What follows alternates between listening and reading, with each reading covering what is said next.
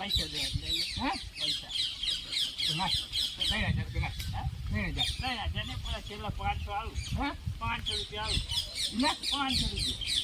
સાંભળો તો 500 રૂપિયા આલું 500 હે આ દોહા કોને ચતરિયા દોહા આ કદમ મારે ઉતાર બોલ 500 રૂપિયા આલું હે અરે એ જબર કરી શું કે? આ 500 આલું કાકા 10 રૂપિયા 10 રૂપિયા